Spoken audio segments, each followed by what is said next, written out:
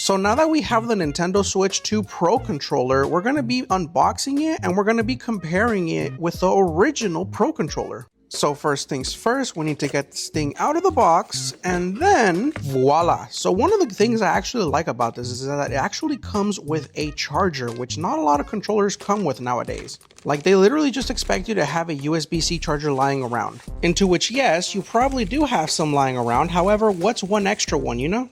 But ooh, this is nice. The sticks are actually really smooth and the buttons also feel nice. And if we take a look at the back, we actually have the Nintendo logo, as well as we also have the programmable buttons such as GR and GL, which honestly is going to be really useful. Obviously, we also have the new headphone jack. And then one of the main differences that we're going to notice is that it's actually gray on top instead of black. The whole thing is very smooth and it's basically like a matte finish, similar to like the actual Nintendo Switch 2. Looking at it side by side, you can go ahead and see some differences right away. For one, there is no grip on the actual Switch 2 Pro controller compared to the originals that did have that grip texture. Obviously, also the chat button as well as the headphone jack is missing from the original. Both of the Pro controllers are black, however the original was more like a clear see-through transparent black, whereas the new one is not see-through anymore. You can no longer see the battery whatsoever. The top of the original was obviously that glossy black finish to it, and as for size, it's a little hard to tell through the video. However, the Switch 2 Pro controller is actually smaller than the original, which is actually really interesting when you think about it, considering that the Switch 2 is actually bigger than the Switch OLED, and the OLED was already bigger than the Lite and the regular one. However, they did something completely different with the Pro controllers. Both of these controllers feel really nice, however the 2 definitely is a lot more smoother on the sticks. But which one do you prefer?